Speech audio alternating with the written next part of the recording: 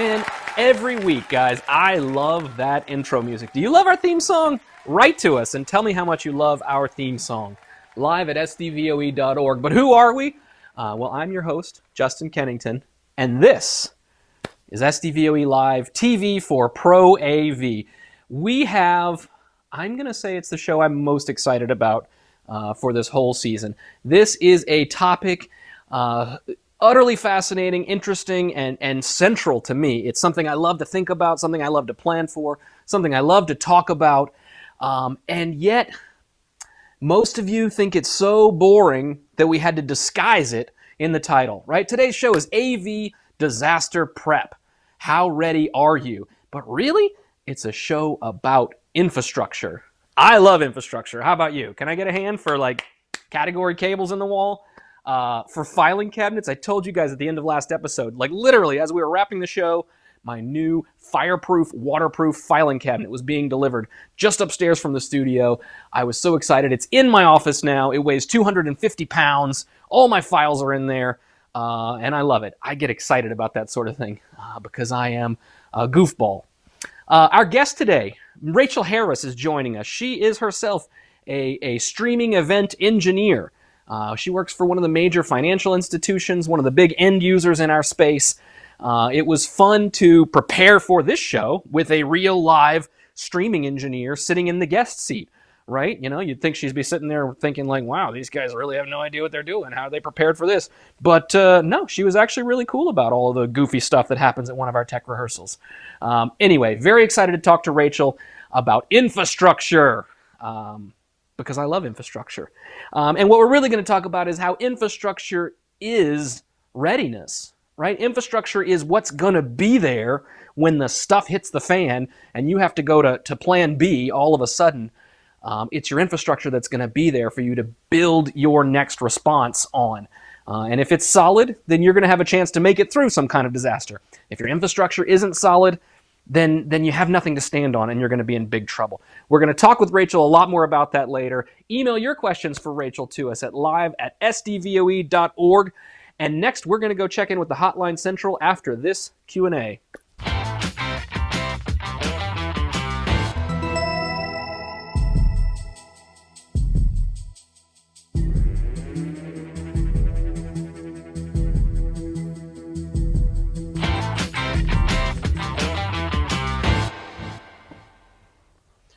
Oh, Matthew! Are you in there? Goofball. That's a real American phrase, isn't it? Goofball. Yeah, we say that mostly to children. I've been hanging out with children all week, so I say things like that.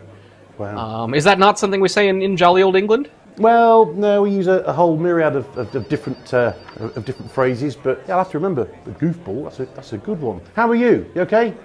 You can have that. Doing very well. Enjoying my new filing cabinet. Just thinking about infrastructure gets me excited. Fantastic. Well, we've got a team of moderators, as we always have, every time we come to the show. You can hear them busy in the background. Rachael's here with Justin to check in on how prepared your AV projects are in the event of a disaster striking. This is going to be a great show. I can't believe people think this is boring. It's going to be fab. So get your comments and your questions in. You've got to do that. As Justin's already said, email live@sdvoe.org or use the chat window. If you're watching this in Academy, click the chat window and get stuck in. We need to hear from you. Give us your feedback on the show as well, don't forget. And by the way, as we always have, Justin, we've got a question in already from Janet Newcomb. She's a bit cheeky, Janet. She's from, yeah, wait till you get this. Do you seriously think you can make an interesting show about infrastructure? Well, I guess we're about to find out, Janet. Cheeky, Janet. Cheeky. So keep them coming in. We want to hear from you. Do it now. Matt, why don't you head on out of the hotline? Come join me in the studio, and let's look at some news. Great idea.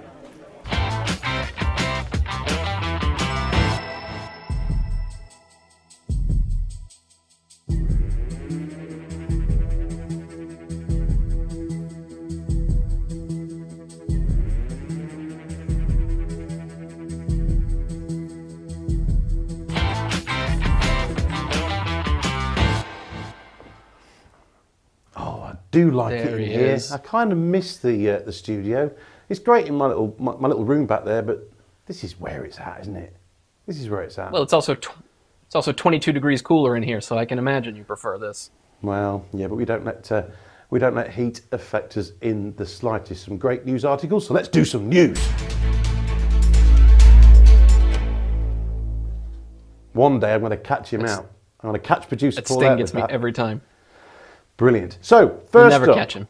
Peach County. Peach County. Yeah. I've been watching some stuff on these guys. They are really, really future thinking. These guys are fantastic. I want to go to this school. Peach County High School are leading the way with AV technology classes, which ultimately lead students to become certified in TV production, which is so cool. Robert Hill, the teacher there, he's tipped my scale, the world's coolest teacher. I really do wish he was a teacher when I was back at school with our ink quells, etc. It gives students a real insight as to how programs are made, and they spend hours really getting behind the scenes with this whole thing. It's fantastic, and it's really encouraging as well to see an AV tech training taking really seriously at this level. It's fantastic. There's an awful lot of creative, technical talent out there. We live in this world over here in this side of the studio, and so I speak from experience. Really, it really helps to leverage that talent, and they're doing a load more stuff as well. It's a great piece. It's a video. Yeah, it reminded me of a couple of things. Number one is our second episode this season when we had Alexis LeBroy join for our Unplugged episode. Right, we were talking about what are the things that we as an industry should be doing to draw in and recruit young talent. Well, it doesn't get much better than high school programs built to teach kids about the technology in and around audio video. Of course, it seems like their curriculum is based particularly around broadcast technologies, but of course there's so much overlap. Fundamentally, these kids are learning that audio and video are a real career that they might undertake, right? And the fact that they're also learning some of the technology and how to use it as a baseline, that's all fine and can only help too. But really, I think it's about teaching them that there's a career path here. You know, so many people, we talked about this with Alexis, and it's my experience, and I think many of yours, so many people who've made successful careers in AV sort of just kind of ended up here one day. You know, somehow we were studying something else, we were working on something else, and we found a way in here, and it was cool, and here we are. But if we can bring it more, you know, like you know how kids know that being an insurance salesman is a job you can have. Well, let's teach kids that being an AV professional is a job you can have. I think that's a key part of the value here. It reminded me also of my own high school experience. I worked on the high school newspaper staff, and I remember being probably more engaged than I was at any other point in high school with that. From a perspective of the technology, I would help to, you know, set up and manage the computer lab that made our newspaper and all that sort of thing, and it was a way for me to engage with a learning environment in a way that I wasn't really interested in for, you know, traditional history class or something else. I mean, I did okay, but I wasn't really paying attention. When it was time to put my hands on some technology and make it go, I was paying attention. I bet you're a nightmare at school. Oh, you have no idea. Actually, yeah, boy. Ask me the time I was actually editor of that high school newspaper, and at one point the staff attempted a coup. Oh, and failed. I say attempted. Do you know, these guys at Peach County as well, it's not just AV. They also do a criminal investigation course. I mean, how cool is that? Learn criminal investigation. Got to go here. I'm moving to Peach County. Is that all right? It's in Fort Valley, Georgia, where the school is. I've got my background notes right here. Moving on. Second news item. Brilliant, this. Really comprehensive report from RH Consulting, which this year includes networked video and some control protocols. Over to you, JK. Some good stuff in here. It's such a simple thing, really. For 10 years, RH Consulting, headed by Roland Hemming, has been putting out their networked audio products report. And here's how it works. It's very simple. They go and count all of the networked audio products on the market, and they make a report. It sounds simple. Of course, counting products can be tricky, because what do you mean by product, right? Is that something that's just somebody listed on a website? Is that something that I saw at Infocom? Is that something that was shipping 3 years ago? RH's definition is included in the article, linked below, so check it out. Linked below, so check it out.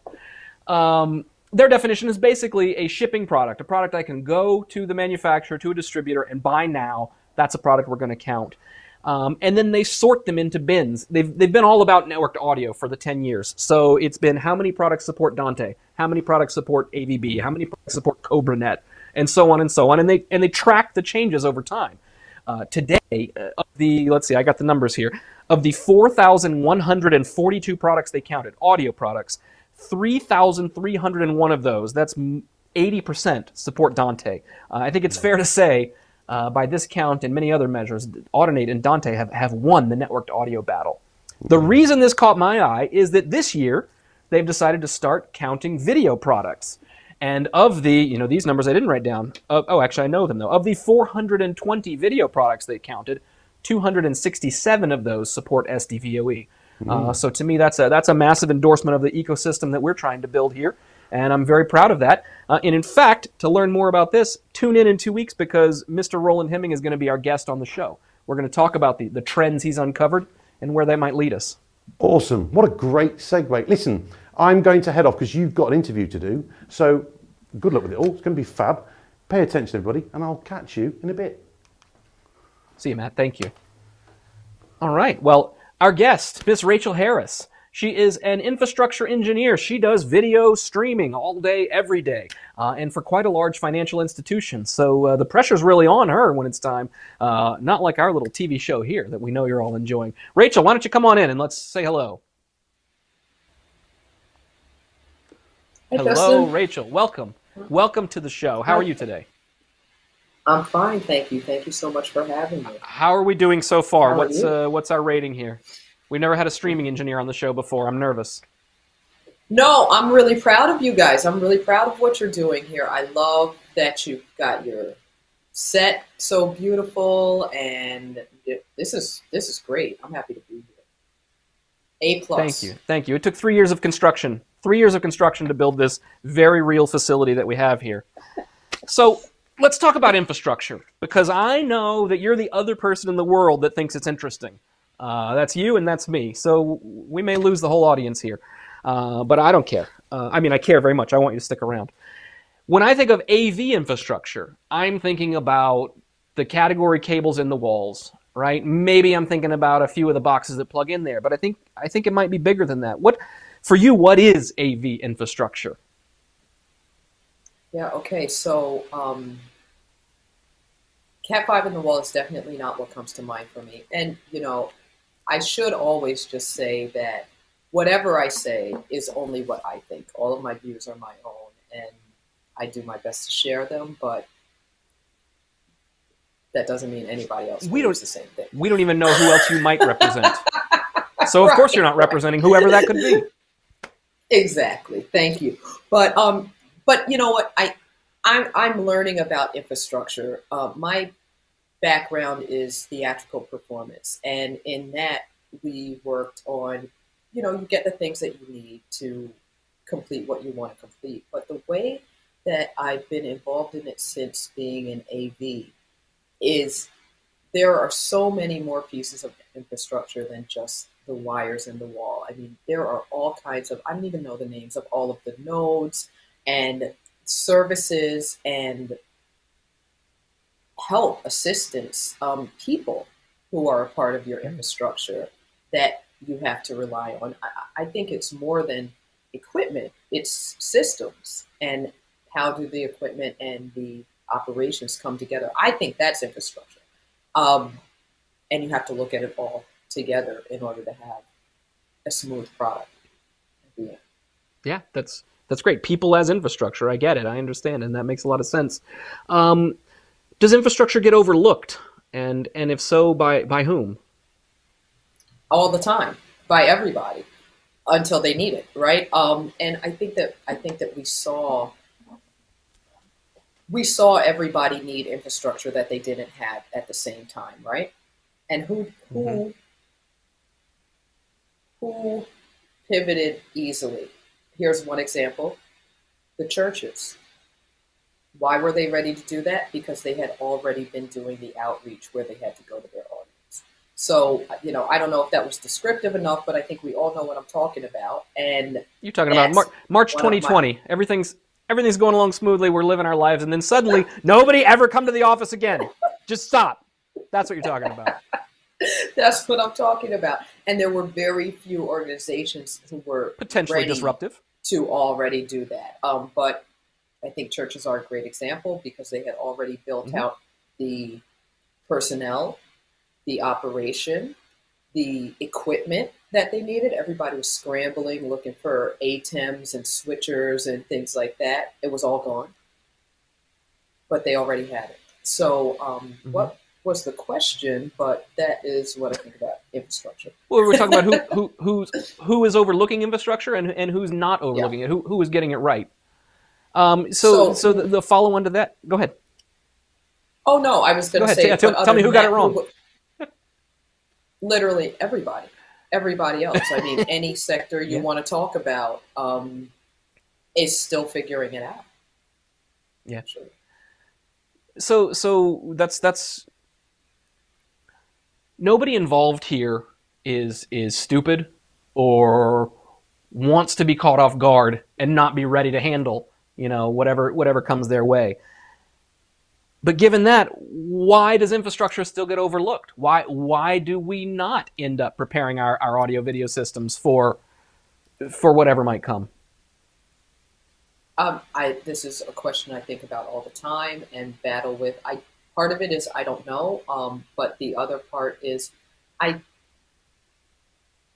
think that organizations, and I speak mainly about smaller to medium-sized organizations, like let's take, for instance, museums, schools, churches, who, again, we already said did fine because they've been working on that, but other types of businesses like that don't have someone at the table when it's time to make those decisions who is educated about how video and audio communication works. And they don't often prioritize that skill set as something that they want to have on their team when they're at the builders meeting or looking at the budgets for how they want to create whatever space they're creating, and things get left out.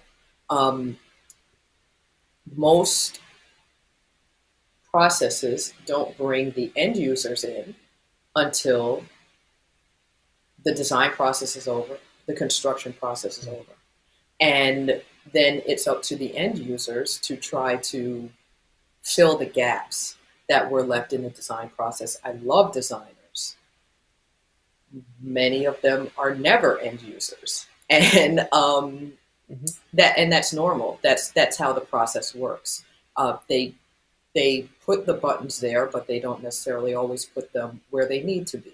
And then it's a question of, can you change them? Can you not?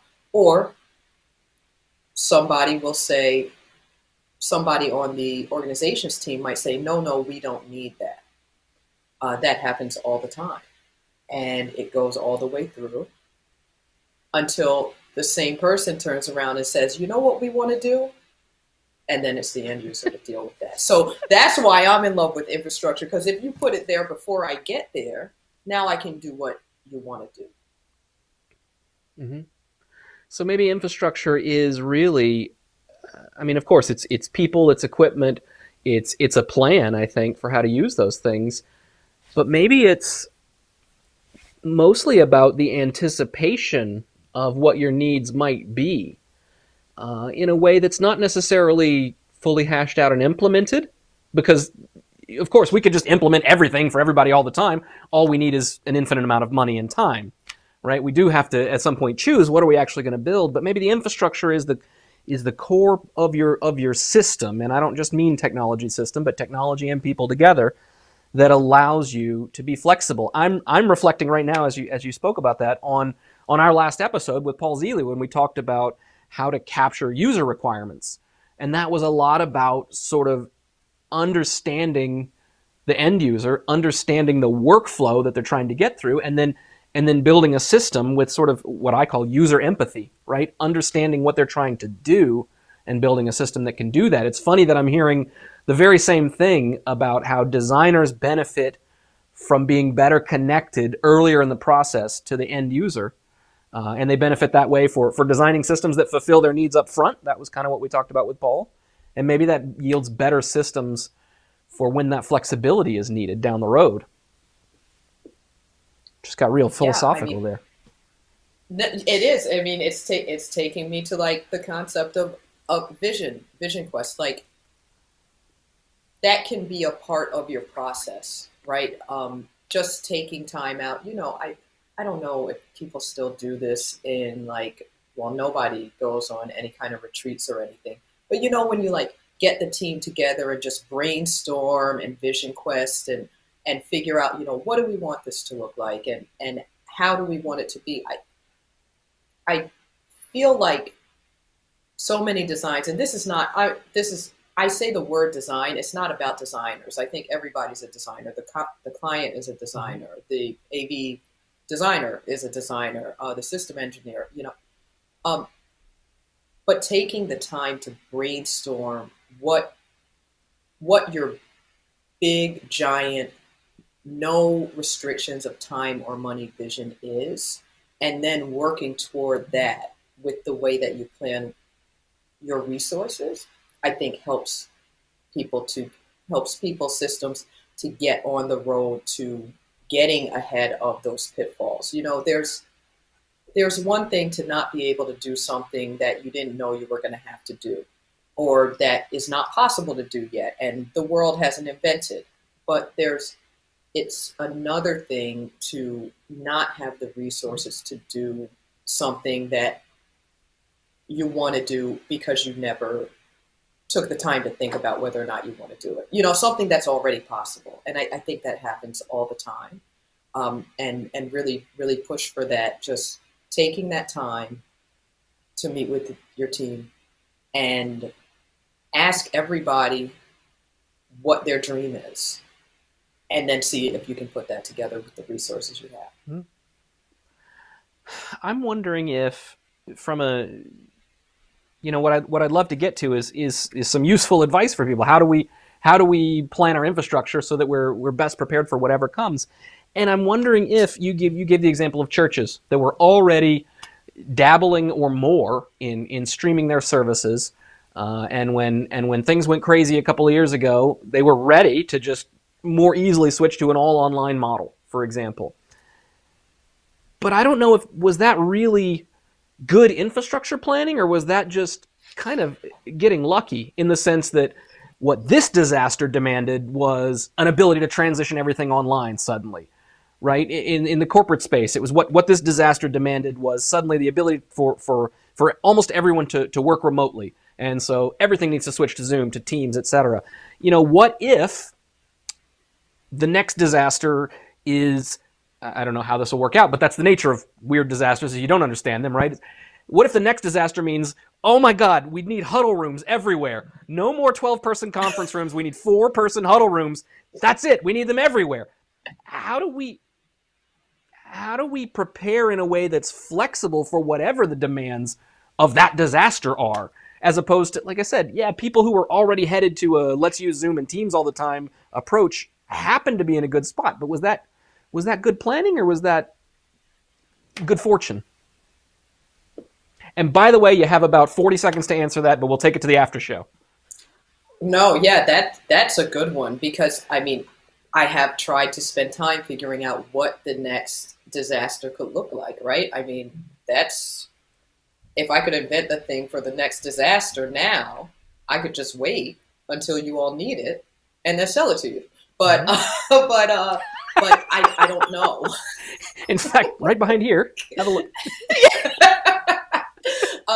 Yeah, but I think that's the whole thing. I think a lot of it is getting lucky in those types of cases, in the case of what we went through as a globe recently. However, now that we've seen it, there's no excuse not to get your infrastructure in check for what we know could be the problem. And everybody is not swift to do that. Lots of organizations are quick to rely on things opening back up and leaving Zoom rooms in the past. And I think that that's,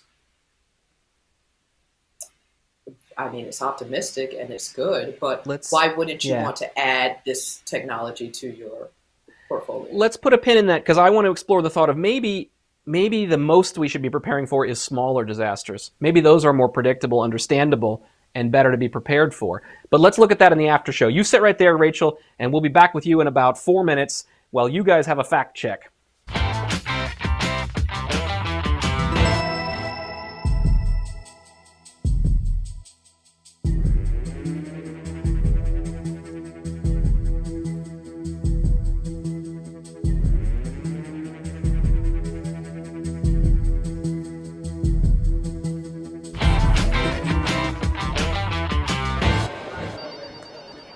All right. Matt, are you there? Are you there, or do we need to go to our backup? Yeah, great interview. Brilliant. I'm looking forward to hearing more from Rachel. As we all are, of course. Thanks for your questions and comments so far. Lloyd, you're a star. Some great comments there. We'll bring them back up in the after show. Just to let you know that there are 3 courses from member presenters actually below us here. A review of AV over IP infrastructure options, which includes some pretty eye-catching commentary on how important it is to prepare your infrastructure for new applications. And down there you'll also find a case study which features a massive infrastructure upgrade and all the great things that brought to the end user. So keep them coming in. We're heading over to the after show pretty quickly. Let's head back to Justin now to find out what's happening next week and then get ready for the after show.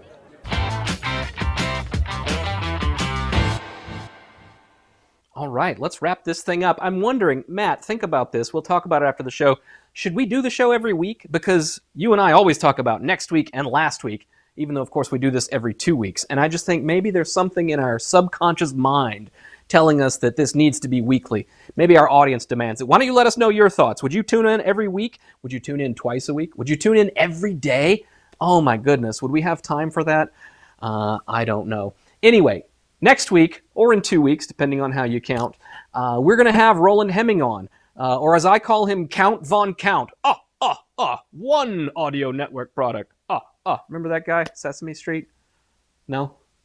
Nothing? Anyway, the show is called Video is the New Audio, and I'm going to let Roland explain that to you soon. But that's about the fact that he sees that video over the network is in a very similar position to where audio over the network was 10 years ago. So we're going to ask him, okay, well then, based on what we've learned from networked audio in a decade, what does that tell us about the future of networked video? Should be a very interesting chat. I certainly can't wait to hear what he has to say, so please join us. Meanwhile, keep your questions rolling in to live@sdvoe.org. We'll be back with Rachel in the after show in just a few moments. And tune in every 2 weeks. You can catch us in the SDVoE Academy. You can catch us on Ray's launch platform. Catch us on YouTube. If you miss an episode, go to youtube.com/SDVoE Alliance. And don't forget to like and subscribe. Just everything you see there. Go for it. So with that, I'm going to sign off, and we'll see you in the after show. Goodbye, everybody.